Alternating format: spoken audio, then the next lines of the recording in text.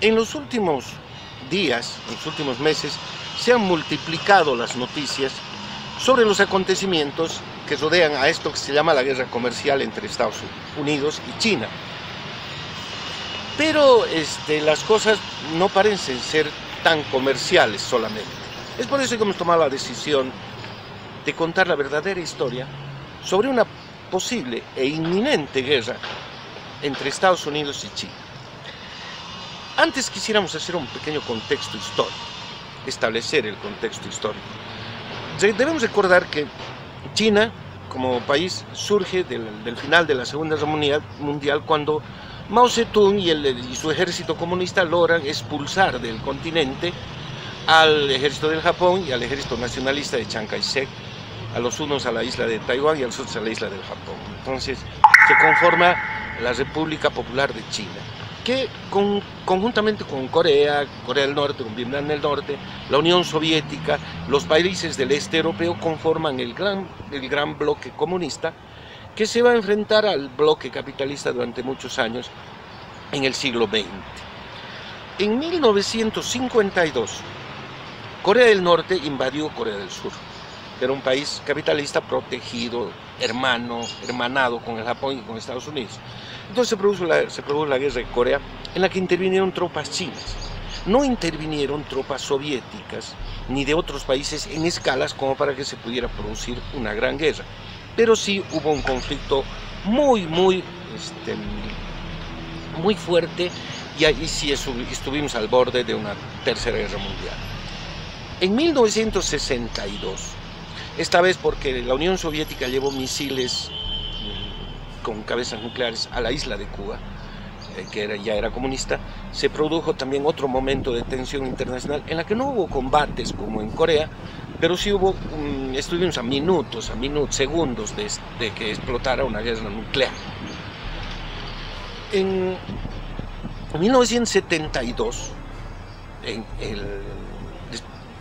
como corolario de la guerra de Vietnam, entre Vietnam del Norte y Vietnam del Sur, condimentada con las tropas norteamericanas que llegaron a intervenir, China no intervino directamente, la Unión Soviética ayudaba y la China también, con armas, etcétera, a Corea del Norte y a la guerrilla de Corea del Sur. Al final resulta que ese conflicto no terminó en mayores porque perdió Estados Unidos. Estados Unidos cedió finalmente, una pérdida más que militar, fue política. Entonces, como conclusión de la guerra de Vietnam, Richard Nixon y Henry Kissinger, el secretario de Estado, toman una decisión insólita. Seguramente pensaron, de 1952, 1962, 1972, estamos cíclicamente entrando en guerras cada vez más fuertes. Entonces se lanzaron a la China y cesaron trato con los chinos. O sea, lograron, no debe ser tan fácil, pero lograron hacer un trato con China después de intensas negociaciones seguramente, y pasaron a ser socios, pasaron a ser amigos, en fin, el bloque comunista se partió en dos. Una cosa tan extraordinaria como si la Unión Soviética, pensando al revés, como si la Unión Soviética se hubiese lanzado a América y se hubiese entendido con el Canadá, se hubiese sido amigos de Canadá, socios de Canadá, y bueno, Canadá se hubiera empezado a hacer grandes negocios con el bloque comunista. Bueno, los norteamericanos no habrían tenido nada que decir, así igual que los soviéticos tuvieron que aceptar, bueno, renegando, aceptaron. El punto está en que China, como fruto de esa alianza con Estados Unidos y Occidente, con el mundo capitalista, empezó a industrializarse, empezó a desarrollarse, pero maravillosamente, ¿no? Tanto así que el año 2000, para poner un hito, ya no es un país subdesarrollado, ya no es un país en construcción, bueno, nunca fue subdesarrollado, una potencia en crisis, ¿no? Pero ya no era una potencia que estaba tratando de reconstruirse, no, ya era una potencia reconstruida, que todavía tenía masas de población en pobreza crítica, pero era una potencia, ya era un país industrializado, era un país modernizado, etcétera, etcétera, además con unos niveles de educación, de ciencia y tecnología bastante equiparables a Occidente, porque de Occidente obtenía todo el impulso necesario. El año 2000, el Partido Comunista Chino, a la medianoche, realiza una ceremonia, que es cruzar un puente.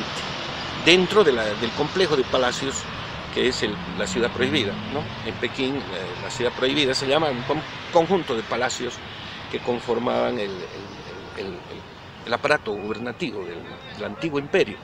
Y ahí en medio de los palacios hay unos arroyos, unos canales, y hay un puente muy simbólico, que los emperadores cruzaban ese puente cuando se iban a lanzar a una guerra de conquista. Lo extraordinario es que el año 2000 el Partido Comunista Chino cruza en pleno, el Comité Central cruza el puente. Claro, mucha gente dijo, ahora sí, estos chinos comienzan una tercera guerra mundial. Mañana estos chinos amanecen en París, ¿no? Pero no invadieron a nadie los últimos 20 años. Entonces, ahora resulta que Donald Trump, el presidente Donald Trump, tiene un discurso muy agresivo hacia la Unión Soviética, hacia la China. Llega a decir que el futuro de Estados Unidos está comprometido por culpa de la China. Entonces, y sí, hay una dura competencia, hay una lucha entre los dos imperios. Pues China ahora es el segundo imperio, quiere ser el primero. Tenemos, en primer lugar, que destacar, vamos a repasar en qué puntos están chocando Estados Unidos y China. En primer lugar tenemos las comunicaciones, lo más notorio, ¿no? Le han pegado a Huawei, y resulta que está el tema del 5G y de las plataformas, el TikTok. Occidente controla el Facebook, el Google, grandes plataformas desde hace muchos años. Entonces Occidente, Estados Unidos, sabe la importancia político-estratégica que significa tener el control de una plataforma, tener el control de una línea de comunicación como el 5G o como el 3G, el 2G, no sé.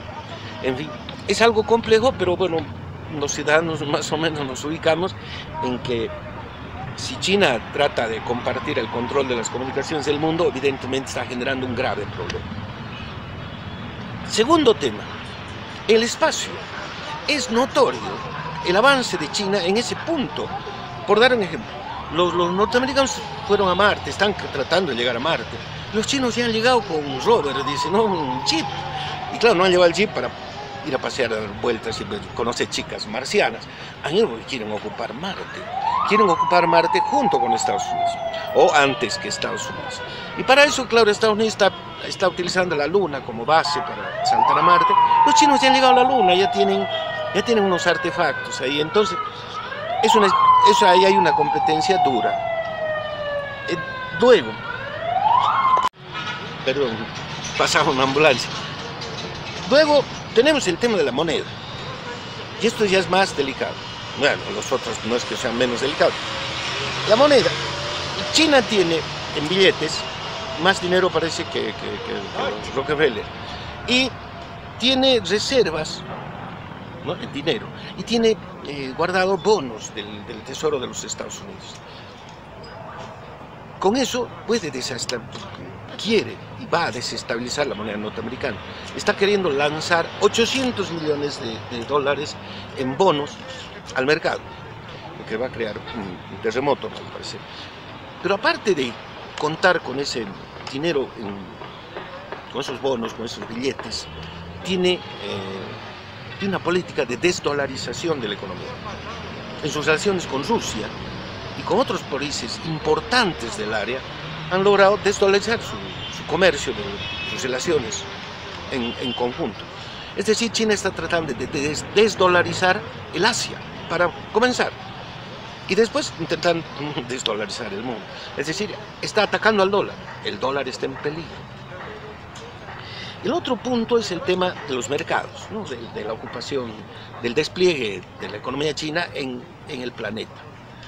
Bueno, para eso han reinventando la famosa ruta de la seda, que es un corredor que va de Europa al Asia, cruzando todo el mundo, menos América, en el que se involucran centenares de países, ¿no?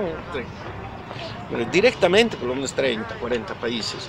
Entonces, con carreteras, con infraestructuras, con cadenas productivas, en fin, con unas inversiones monumentales, China va a ocupar ese espacio, va a ocupar el Asia. Y todo ese proyecto gigantesco que está en avance vertiginoso, Estados Unidos no participa. no lo invitan. Es más, quieren excluirlo, quieren que sea un área desdolarizada. Ahora, sobre el punto ese, aparte que tiene ya copado ese espacio, tiene además propiedades. China tiene propiedades en Inglaterra, en Estados Unidos, en Europa, en zonas estratégicas, en parques industriales, tiene puertos, controla puertos importantísimos. Los controla en forma directa, siendo propietario o formando parte de la empresa propietaria, con acciones, de mil formas. El asunto es que China tiene presencia física en lugares estratégicos de la economía de Occidente, en Estados Unidos principalmente. Estados Unidos ha tenido muchas satisfacciones gracias al Canal de Panamá, ¿no? Les ha ido muy bien durante muchísimos años con un canalito. Bueno, los chinos quieren su canal y lo están haciendo en Nicaragua. Creo que últimamente han tenido algunos problemas, conflictos, pero eso no les ha impedido continuar con el proyecto. Van a tener su canal, tenemos que contar con eso. Entonces, sobre la infraestructura que ya tienen en todo el planeta, sobre la ruta de la seda que están armando, el tener un canal interoceánico en Nicaragua. Finalmente, el punto más directo, la carrera armamentística, la carrera... El desarrollo, antes China era un país defensivo. Entiendes la guerra de Corea, por ejemplo, ¿no? Estados Unidos ha atacado con todo la guerra de Corea, pero con cierto límite, porque los chinos eran millones. Entonces, el ejército chino era defensivo porque eran millones. Entonces, para invadir China se necesitaba un ejército, no sé. Ahora no es un ejército solo numeroso, es un ejército altamente tecnificado que cuenta casi con las mismas tecnologías que el ejército norteamericano, que el resto de las potencias mundiales. Y está, obviamente, a pasar a la ofensiva. Es un ejército que tiene satélites, tienen presencia en el espacio, ahora están construyendo portaaviones en ritmo vertiginoso. O sea, los norteamericanos creían que los chinos tenían no sé cuántos portaaviones. Ayer salió la noticia que al parecer tienen 2 que están por lanzar y que nadie sabía que los tenían. Y tienen cosas así extraordinarias, ¿no? O sea, tecnología copiada a los norteamericanos, robada a los norteamericanos, desarrollada por ellos. El asunto es que ya es una potencia de primer orden y está así tú a tú con Estados Unidos. Ahora, en todo este conjunto hay 2 países que influyen en la ecuación, que es Rusia e India. Conforme se comporten esos caballeros, puede depender las circunstancias del desarrollo de los acontecimientos. Pero de pronto tenemos que China con India están peleados, están al borde de la guerra, pero se están dando con todo ya. Ya hay muertos, ya hay ataques, ya hay disparos en ambos lados, ya hay tensión, todos los condimentos como para que el conflicto pueda desarrollarse. China tiene muchos aliados en la zona. Estamos hablando del Asia, del Océano Índico. Tiene a Pakistán como aliado, pero tiene a India como enemigo, que obviamente es algo que ha trabajado Estados Unidos. Y Rusia. Rusia es un caso muy especial, pues Rusia es un aliado de China. Es un buen aliado, es un buen amigo. Pero a la larga, estratégicamente, China con Rusia son enemigos. Porque Rusia tiene el territorio más grande del mundo y el más despoblado. Y los chinos tienen la mayor población del mundo y no tienen territorio para esa población. Entonces, a la larga, algún día, China tiene que invadir el territorio ruso por razones simples de supervivencia, como raza, como cultura, como Estado. Entonces, China y Rusia son estratégicamente enemigos. En ese contexto está el enfrentamiento de China con Estados Unidos en todos los terrenos, en todos los campos. China le está disputando el primer lugar a Estados Unidos. Y esto no se puede resolver con empate. No hay empates cuando se pelea por el primer lugar. Nunca salen, no pueden ganar 2 equipos del partido. No hay empate en la guerra. Recordemos que la Unión Soviética, con todo su poderío, con todo lo que logró alcanzar, hubo un momento en que en que se hundió.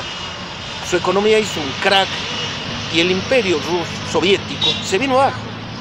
Que lo han logrado reconstruir Putin y la nueva Rusia, se han logrado volver a parar y reconstruir, pero como potencia de segundo nivel, conscientes de que Estados Unidos es el número uno y ellos están por debajo, son fuertes, son todo, pero son el número dos. Y se han resignado muchos campos, muchos terrenos, para que solo Estados Unidos los maneje. En cambio, China no. China pelea en todos los terrenos, le pelea el primer lugar a Estados Unidos. Entonces, esto no se puede resolver fácilmente. Uno de los dos tiene que hundirse, uno de los dos tiene que quebrar su economía y tiene que tener una crisis suficiente como para que el otro pase a dominar con su idioma, etcétera, etcétera. Uno de los dos tiene que dominar al otro, uno de los dos tiene que sobrevivir y uno de ellos tiene que hundirse. Es por eso que nosotros afirmamos que la guerra entre Estados Unidos y China es algo inminente.